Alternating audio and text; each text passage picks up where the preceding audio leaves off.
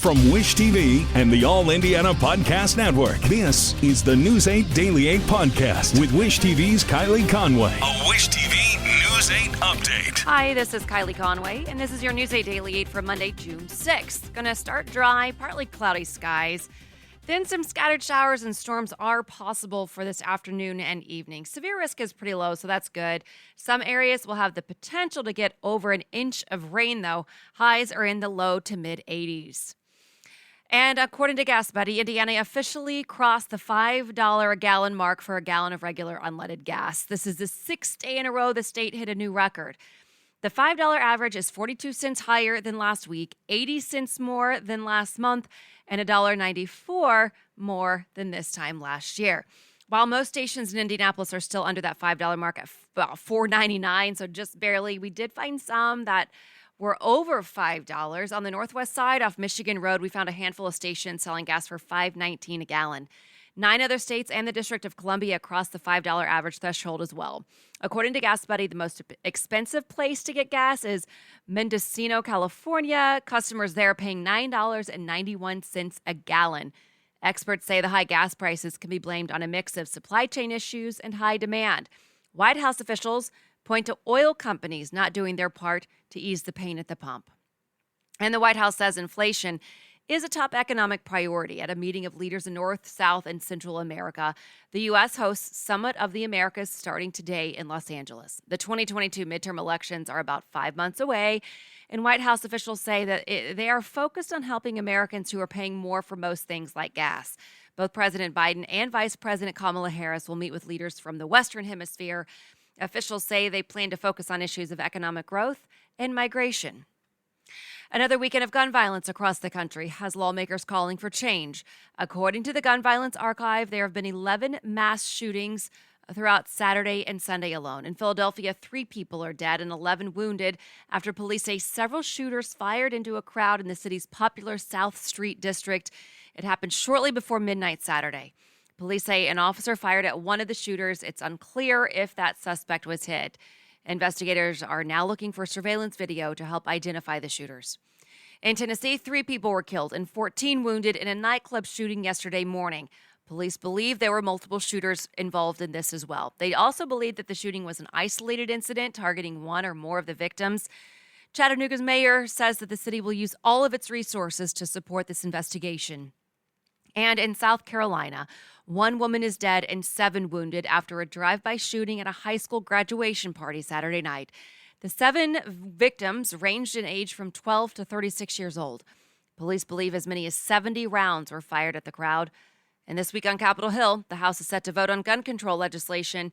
It's called the Protecting Our Kids Act. Survivors and parents of victims of the Uvalde, Texas school shooting and Buffalo, New York supermarket shooting are expected to testify. Nigerian officials say at least 50 people are dead after an attack on a church. Officials confirm multiple gunmen opened fire and detonated explosives at a Catholic church yesterday. It happened as people gathered for Pentecost. Authorities have not said who's responsible or the motive behind the attack.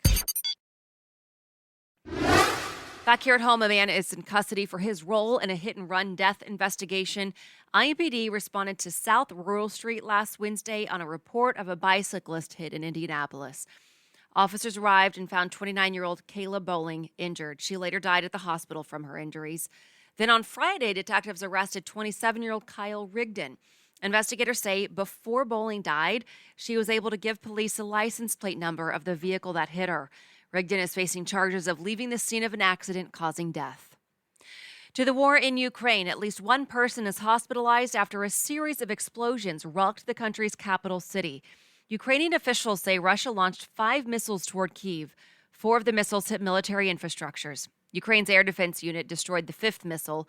The attack comes as Russian President Vladimir Putin warned the West not to send longer-range rocket systems to Ukraine. The U.S. announced plans last week to deliver $700 million of security assistance in Ukraine. The help includes some rocket systems and tactical vehicles. The U.S. has stopped short of offering Ukraine longer-range weapons that could fire deep into Russia. Putin has said he would view that as an escalation of war. British Prime Minister Boris Johnson could soon be out as leader of the country. His own Conservative Party will hold a no-confidence vote today. If Johnson loses the vote, He'll be replaced as prime minister and head of the Conservative Party. If he wins, Johnson won't face another challenge for at least a year. To face a vote of no confidence, at least 15% of the party's lawmakers have to ask for the vote. Johnson has battled months of scandals, including holding parties during the COVID-19 pandemic, as restrictions in the country were preventing people from socializing or even visiting dying relatives. Researchers have created a drug that targets a breast cancer-causing protein. Researchers confirmed for the first time the drug has been able to work against tumors with very low levels of protein.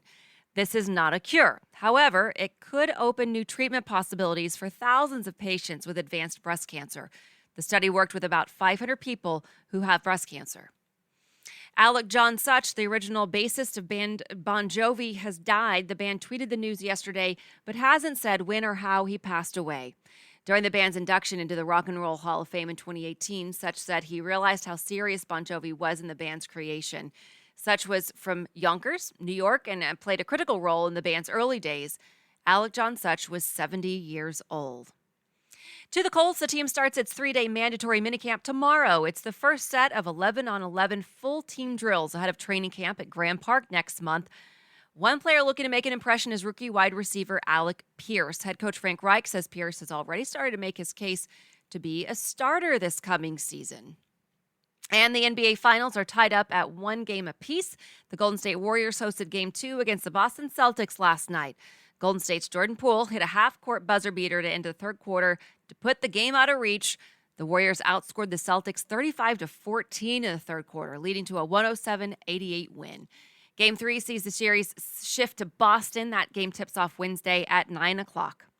This has been your News 8 Daily 8 for Wish TV. I'm Kylie Conway, online at wishtv.com, and follow us on Facebook when you search Wish TV. This is the News 8 Daily 8 podcast with Wish TV's Kylie Conway. A Wish TV News 8 update on demand. For even more, on demand and on the go. Connect with Wish TV on Facebook at wishtv.com and on the free Wish TV mobile app. Thank you for listening, and be sure to like, subscribe, and follow this podcast for updates every weekday morning on the All Indiana Podcast Network and wherever you get your podcasts.